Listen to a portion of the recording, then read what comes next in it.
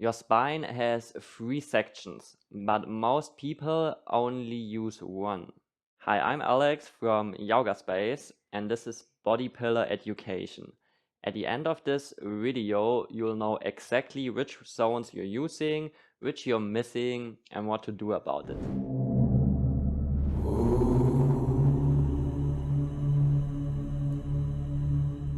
Here's the pattern. So usually when we do a forward fold, back bend, or twist, we default, or many practitioners default, to only using their lumbar, their lower spine. This is a problem because your spine has 3 main segments which are all meant to be involved.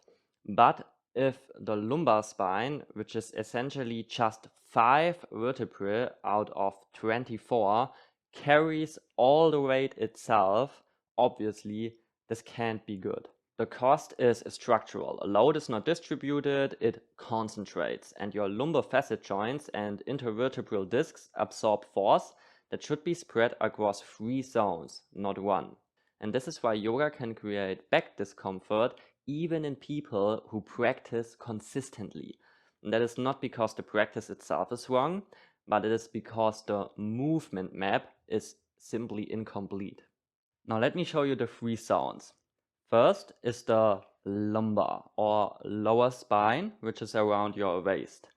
This is the zone that bears the highest load in everyday life. The lumbar is very good at forward folding and back bending. This is what lumbar-only movement looks like. The whole spine bends from 5 vertebrae. The other 19 are passengers. Second region, the thoracic spine. These are 12 vertebrae that are attached to your ribs. And this is your mid and upper back. The thoracic is the most restricted and compressed zone in everyday people.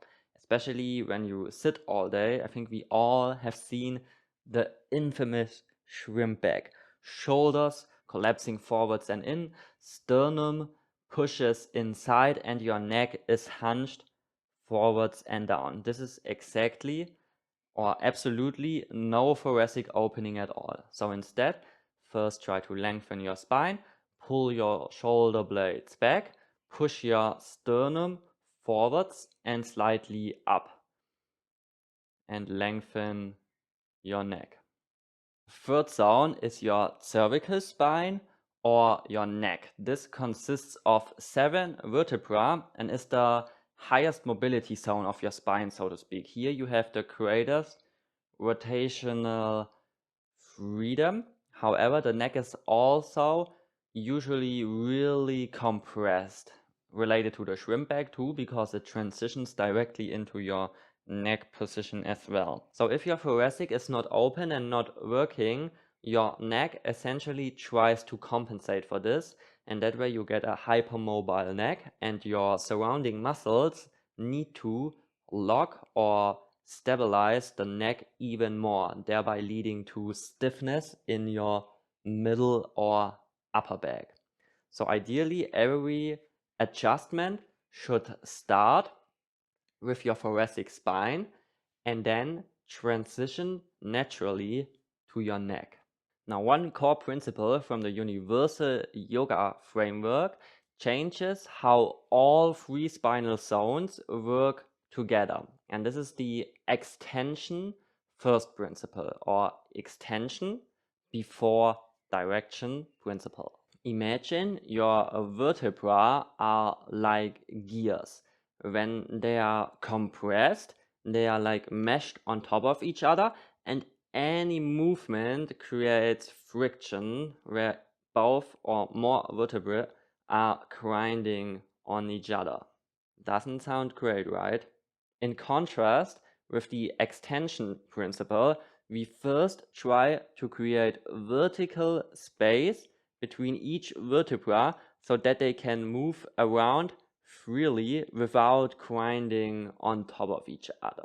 This is a side bend with a compressed spine. And this is a side bend using the extension principle first. And this is a back bend with compression of the spine with no thoracic opening. You can really feel it compressing in my lumbar. And this is a back bend using the extension principle and thoracic opening. Did you see the difference? Without extension, the whole load compresses into the lumbar spine. Each gear or vertebrae pushes into each other and then back. That way you also get deeper into your back bend, but it's not really healthy for your vertebra and discs of your spine. When extension precedes direction, load distributes across the full length of the spine. However, when direction precedes extension, load concentrates at the most flexible segment, which is usually your lumbar or lower back. And this is the mechanism behind most yoga-related back discomfort. Now, one final layer.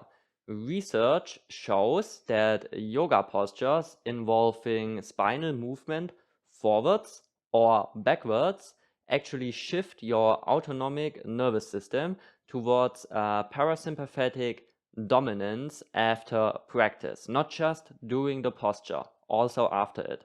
Now, all that's left to do is for you to try yourself and to implement these teachings into your own practice.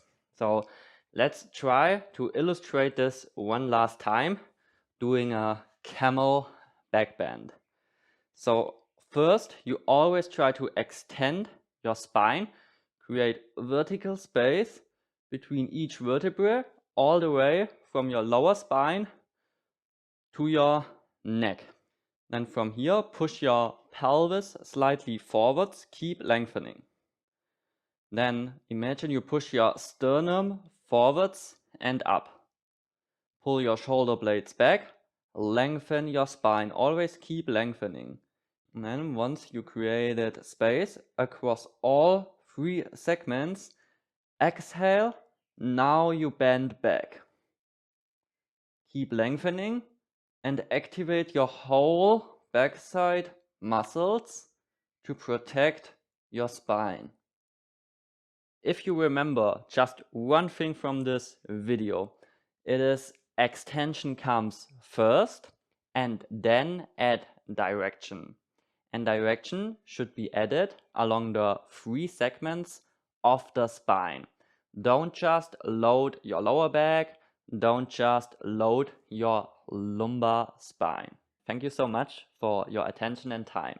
Make sure you subscribe to my channel to stay up to date for future content. On this channel, we will dive deep into 4 essential pillars of yoga: body, breath or energy, the mind, and the beyond pillar. Essentially anything that goes beyond the mind. So you could say the higher mind, your true self, your essence of pure consciousness, your karmic self and deep patterns, and your subconscious programs. All of these things we will address in the beyond pillar. So stay tuned for future update and content, and goodbye.